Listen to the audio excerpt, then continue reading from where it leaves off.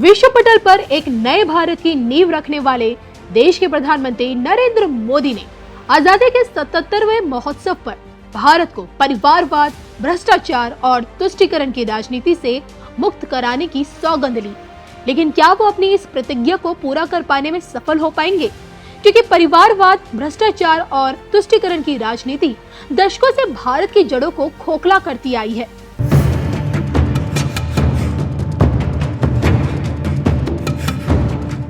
बीते 9 सालों में नए भारत की नई तस्वीर में जितने परिवर्तन आए हैं, उसे देखते हुए यही कहा जाएगा कि आज का भारत न रुकता है, न थकता है, न हारता है और न हारता है। लेकिन क्या इस नए भारत को परिवारवाद से मुक्ति मिल सकेगी? देश की मौजूदा स्थिति को देखते हुए परिवारवाद के नाम पर अपनी अपनी राजनीतिक रोटियां सेक रहे क्षेत्रीय दलों की ईमानदारी का पता कैसे लगाया जा सकता है? कश्मीर में अब्दुल्ला और महबूबा का परिवार, हरियाणा में हुड्डा और चौटाला का परिवार, पंजाब में बादल का परिवार, दिल्ली में केजरीवाल का परिवार, उत्तर प्रदेश में मुलायम और मायावती का परिवार, बिहार में लालू का परिवार, झारखंड में सोरेन परिवार, बंगाल में ममता का परिवार और तमिलनाडु में करुणानिधि का परिवार। क्षेत्रीय दलों के नाम पर इन परिवारों पर परिवारवाद की राजनीति करने का आरोप हमेशा लगता आया है। और ऐसे में क्या पीएम मोदी के फिर से आते ही इन सब परिवारवाद का सफाया हो जाएगा? क्या आने वाले 5 सालों में सभी क्षेत्रीय दल खत्म हो जाएंगे?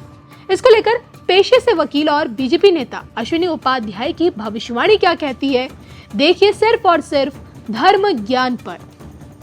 परिवारवादी पॉलिटिकल पार्टियों ने भारत को लूटा है।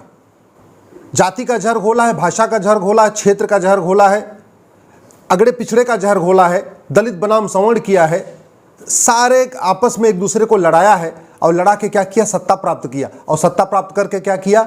हजारों करोड़ रुपए टैक्स पेयर का पैसा लूटा, स्कूल बनाए, अपने कॉलेज बनाए, हॉस्पिटल बनाए, विदेशों में बड़े बड़े फार्म हाउस खरीदा, ऑस्ट्रेलिया में जमीन खरीदी, लंदन में मकान खरीदा। इसलिए इन पॉलिटिकल पार्टियों को खत्म करना ये सरकार की भी ड्यूटी है, समाज की भी ड्यूटी है। लेकिन केवल समाज के चाहने से परिवारवादी पार्टियों का सफाया नहीं होगा। एक्चुअल में इसको सरकार को स्टेप लेना पड़ेगा। कश्मीर में अब्दुल्ला परिवार, महबूबा परिवार, हरियाणा में हुड्डा परिवार, चौटाला परिवार, पंजाब में बादल परिवार, दिल्ली में केजरीवाल परिवार और गांधी परिवार, उत्तर प्रदेश में मुलायम परिवार और मायावती का परिवार, बिहार में लालू परिवार, झारखंड में सोरेन परिवार, बंगाल में ममता परिवार, तमिलनाडु में करुणानिधि का परिवार, इसी तरीके से जगनमोहन परिवार, पटनायक परिवार, इस तरीके से अलग अलग परिवार पॉलिटिकल पार्टी बना लिए हैं। कोई समाजवाद का ढिढोरा पीटता है, कोई अपने आप को कहता है मैं तो जो है अंबेडकरवादी हूं, कोई कहता मैं समाजवादी हूं, कोई कहता मैं गांधीवादी हूं। एक्चुअल में ये सारे के सारे, इनके भाषण अलग हैं, इनकी बातें अलग हैं, इनके नारे अलग हैं, लेकिन अंतिम उद्देश्य है सत्ता प्राप्त करके खजाने को लूटना। तो इसलिए इन अगर पॉलिटिकल पार्टियों को खत्म करना है तो सरकार को कुछ काम करना पड़ेगा। सबसे पहले तो एक व्यक्ति एक बैंक खाता सिस्टम लागू करना पड़ेगा। ये जितने पॉलिटिकल परिवार हैं, इनके सभी सदस्यों के नाम 50-50, 100-100 बैंक अकाउंट है और हर खाते में 50 करोड़, 100 करोड़, 500 करोड़, 1000 करोड़ पड़ा हुआ है। सरकार 1 पर्सन 1 बैंक अकाउंट सिस्टम लागू कर दे, एक व्यक्ति एक बैंक खाता। तुरंत सरकार को पता चल जाएगा कि ये जो पॉलिटिकल पार्टियां हैं, इनमें एक एक परिवार के नाम पे कितने खाते हैं और उन खातों में कितना पैसा पड़ा हुआ है। ये जितनी पॉलिटिकल पार्टियां, इन्होंने हजारों करोड़ की संपत्ति भारत में इकट्ठा कर रखा है, लेकिन वो बेनामी नाम से इकट्ठा किया हुआ है। नौकर के नाम पे, ड्राइवर के नाम पे, खाना बनाने वाले के नाम पे, अलग अलग नाम पे इकट्ठा किया हुआ है। संपत्ति, सरकार संपत्ति को आधार से लिंक करने के लिए कानून बना दे, तुरंत पता चल जाएगा कि लालू परिवार के पास कितनी बेनामी संपत्ति है, सोरेन परिवार के पास कितनी बेनामी संपत्ति है, महबूबा परिवार के पास कितनी बेनामी संपत्ति है और बादल परिवार के पास कितनी बेनामी संपत्ति है।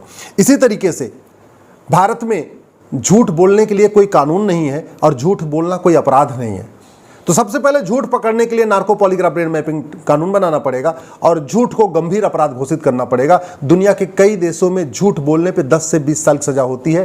दुर्भाग्यवश भारत में झूठ बोलना पाप तो है, लेकिन झूठ बोलना अपराध नहीं है। इसलिए ये पॉलिटिकल पार्टियों के नेता पकड़ में नहीं आते हैं, झूठ बोलते रहते हैं, फिर भी इनके ऊपर कोई कार्रवाई नहीं होती है। झूठे नारे गढ़ते हैं, झूठे वादे करते हैं, झूठी बातें करते हैं, सब कुछ झूठ फैलाते हैं, लेकिन इसके बावजूद इनके खिलाफ कोई कार्रवाई नहीं होती। क्यों? क्योंकि नार्को पॉलीग्राफ ब्रेन मैपिंग कानून नहीं है, और दूसरा, झूठ बोलना अपराध नहीं है। इसी तरीके से चुनाव लड़ने के लिए minimum qualification, maximum age limit set करना पड़ेगा, और चुनाव लड़ने के लिए एक ऑल इंडिया लेवल पे एग्जाम करना पड़ेगा। आप ऑल इंडिया लेवल के एग्जाम कर दीजिए, मैं गारंटी के साथ कहता हूं, अब्दुल्ला परिवार, महबूबा परिवार, हुड्डा परिवार, चौटाला परिवार, बादल परिवार, केजरीवाल परिवार, गांधी परिवार, मुलायम परिवार, मायावती परिवार, लालू परिवार, सोरेन परिवार, ममता परिवार, करुणानिधि परिवार, जगनमोहन परिवार, पटनायक परिवार का कोई भी व्यक्ति क्वालिफाई नहीं कर पाएगा। ऑल इंडिया लेवल पे एक लेजिस्लेटर टेस्ट करिए, जैसे टीचर के लिए टीईटी होता है, टीचर्स एलिजिबिलिटी टेस्ट, इंजीनियरिंग में जाने के लिए आपका जेई होता है, मेडिकल में जाने के लिए नीट होता है, वैसे ही पार्षद, प्रधान, सांसद और विधायक का चुनाव लड़ने के लिए एक ऑल इंडिया लेवल पे एग्जाम करिए। ये आधी पॉलिटिकल पार्टियां ऐसे ही खत्म हो जाएंगी। इसके अलावा जो भी सांसद विधायक हो, उसके लिए हर सत्र में एक सुझाव देना और हर सत्र में एक प्राइवेट मेंबर बिल पेश करना अनिवार्य कर दीजिए। सांसदों और विधायकों के लिए 80% अटेंडेंस मैंडेटरी कर दीजिए कि भाई विधानसभा का सत्र चलेगा, लोकसभा का सत्र चलेगा, राज्यसभा चलेगा, 80% अटेंडेंस जरूरी है। जिसका 80% से कम अटेंडेंस होगी उसकी सदस्यता खत्म हो जाएगी। तब इनके ऊपर खौफ पड़ेगा, तब ये पॉलिटिकल पार्टी, जो ये परिवारवादी पार्टियां, ये कंट्रोल में आएंगी। और सबसे इंपॉर्टेंट ये है कि एक देश एक चुनाव लागू करिए, वोटिंग कंपलसरी करिए। वोटिंग कंपलसरी नहीं है, इसलिए उसका फायदा उठा के ये अपने शराब बांट के, पैसा बांट के बाकी लोगों को, अपने समर्थकों से वोट दिलवा लेती हैं और बाकी लोग निष्क्रिय होकर पड़े रहते हैं। 100% अगर वोटिंग शुरू हो जाए या 90% भी वोटिंग शुरू हो जाए, ये पॉलिटिकल पार्टियां अपने आप चुनाव के हार जाएंगी और भाग जाएंगी। इसके अलावा 100 रुपए से बड़े नोट बंद करना पड़ेगा, क्योंकि जितनी बड़ी नोट होती है उतना ज़्यादा हवाला होता है, उतना ज़्यादा काला धन होता है, उतना ज़्यादा भ्रष्टाचार है, और ये भ्रष्टाचार पे ही टिकी हुई हैं। तो 100 रुपए से बड़ी नोट बंद करते ही इन पॉलिटिकल पार्टियों की कमर टूट जाएगी। 5000 रुपए से महंगे सामान का कैश लेन देन बंद करने के लिए कानून बनाना पड़ेगा। ये पॉलिटिकल पार्टियाँ सारा काम कैश में करती हैं। ये संपत्ति भी, प्रॉपर्टी भी कैश में खरीदती हैं, मर्सिडीज़ भी कैश में खरीदती हैं, चार्टर्ड प्लेन भी कैश में खरीदती हैं, और एयर ट्रेवल एग्जीक्यूटिव क्लास में भी कैश में ही करती हैं। इनका सारा काम कैश में होता है। 5000 रुपए से महंगे सामान का कैश लेन देन बंद करिए, भ्रष्टाचार खत्म होगा। भ्रष्टाचार खत्म होगा तो ये भ्रष्टाचारी पार्टियां भी खत्म हो जाएंगी। और 1 घंटे में FIR और 1 महीने में जांच पूरी करने के लिए पुलिस चार्टर लागू करिए। अभी पुलिस के लिए कोई नियम नहीं है कि जांच कितने दिन में पूरा करना है। मैं गारंटी के साथ कहता हूं, नार्को पॉलीग्राफ ब्रेन मैपिंग कानून बना दिया जाए, 1 घंटे में FIR और 1 महीने में जांच पूरी करने के लिए पुलिस चार्टर लागू कर दिया जाए। ये पॉलिटिकल पार्टियों की कमर टूट जाएगी, भ्रष्टाचार खत्म होगा, पॉलिटिकल पार्टियों की कमर अपने आप टूटेगी। जुडिशरी के लिए कोई कानून ही नहीं है कि कितने दिन में लंबी सुनवाई करेंगे। 1 साल के अंदर उनके लिए सुनवाई करना और फैसला देना अनिवार्य कर दिया जाए, यानी जुडिशियल चार्टर लागू कर दिया जाए। ये पॉलिटिकल पार्टियां बहुत हद तक कंट्रोल में आ जाएंगी। उसका मैंने आपको एग्जांपल दिया है। मेरी PIL पे सुप्रीम कोर्ट ने MLA MP कोर्ट बनाया था। अब तक 225 से ज़्यादा सांसदों विधायकों से सदस्यता जा चुकी है। 225। आजम खां की गई, अतीक अहमद की गई, मुख्तार अंसारी की गई, अफजाल अंसारी की गई, राहुल गांधी की गई थी, वो तो सुप्रीम कोर्ट से बच गई है। ऐसे 225 लोगों की गई है। अगर पूरे देश में जुडिशियल चार्टर लागू हो जाए, हर मुकदमे का हल 1 साल में करना होगा, देखिए फटाफट ये पॉलिटिकल पार्टियां खत्म हो जाएंगी। इसी तरीके से जिसके पास काला धन मिले, बेनामी संपत्ति मिले, आय से अधिक संपत्ति मिले, उसको 100% जब्त किया जाए, और काला धन, बेनामी संपत्ति, आय से अधिक संपत्ति वालों को आजीवन कारावास और फांसी दिया जाए। चीन में भी भ्रष्टाचारियों को फांसी दिया जाता है, सिंगापुर में भ्रष्टाचारियों को फांसी दिया जाता है, दुनिया के कई देशों में भ्रष्टाचारियों को आजीवन कारावास, फांसी दिया जाता है। हमारा कानून घटिया है, हमारी न्यायिक व्यवस्था सड़ी हुई है, इसलिए पहले तो मुकदमों का फैसला नहीं होता, और फैसला भी होता है तो 3 साल, 5 साल, 6 साल की सजा होती है, इससे ज़्यादा कुछ होती नहीं है। 70,000 करोड़ के कॉमनवेल्थ घोटाले में किसी को आजीवन कारावास, फांसी नहीं हुआ। 1,76,000 करोड़ के 2G घोटाले में किसी को आजीवन कारावास, फांसी नहीं हुआ। 1,86,000 करोड़ के कोयले घोटाले में किसी को आजीवन कारावास, फांसी नहीं हुआ। क्यों? क्योंकि कानून ही नहीं हमारे पास। तो हमें कानून बनाना पड़ेगा। और सबसे इंपॉर्टेंट, 1 नेशन 1 सिटीजनशिप कोड बनाना पड़ेगा। सिटीजनशिप कोड का मतलब नागरिकता संहिता, और उसमें डिफाइन करना पड़ेगा कि भाई जो आदमी काला धन रखेगा उसकी नागरिकता खत्म, जो जिसके पास बेनामी संपत्ति मिले उसकी नागरिकता खत्म, जिसके पास आय से अधिक संपत्ति मिली नागरिकता खत्म, जिसने घूस लिया उसकी नागरिकता खत्म, जिसने कमीशन लिया नागरिकता खत्म। भ्रष्टाचार को देशद्रोह घोषित कर दिया जाए, भ्रष्टाचारियों की 100% प्रॉपर्टी जब्त करने के लिए कानून बना दिया जाए और भ्रष्टाचारियों की सिटीजनशिप खत्म करने के लिए एक सिटीजनशिप कोड बना दिया जाए। मैं गारंटी के साथ कहता हूं भ्रष्टाचार खत्म हो जाएगा, और भ्रष्टाचार खत्म हो जाएगा तो ये भ्रष्टाचारी पॉलिटिकल पार्टियां खत्म हो जाएंगी। और भ्रष्टाचारी पॉलिटिकल पार्टियां खत्म हो जाएंगी तो एक बात मैं उसमें और जोड़ना चाहूंगा, पूरे भारत में केवल और केवल बीजेपी बचेगी।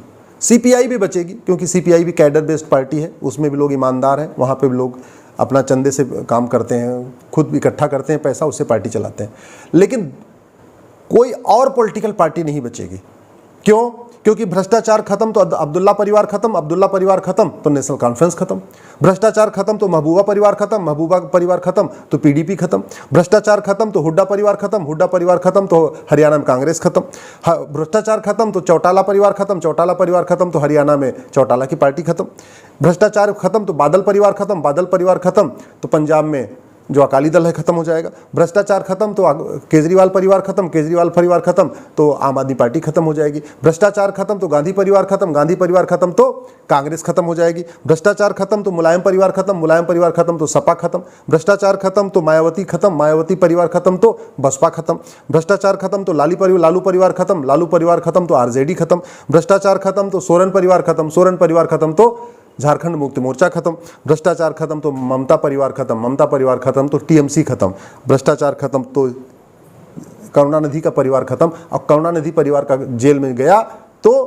आपकी डीएमके खत्म, भ्रष्टाचार खत्म तो जगन मोहन खत्म, और जगन मोहन खत्म तो उनकी टीआरएस खत्म, भ्रष्टाचार खत्म तो पटनायक परिवार खत्म, और पटनायक खत्म तो आपकी जो बीजेडी वो भी खत्म। तो फिर आप ये देखिए भारत में जहाँ जहाँ आज बीजेपी नहीं है, वहाँ जो लोग सत्ता में हैं, जो मुख्य पॉलिटिकल पार्टियां हैं, जब वो खत्म हो जाएंगी तो स्वाभाविक सी बात वहाँ बीजेपी का राज आएगा।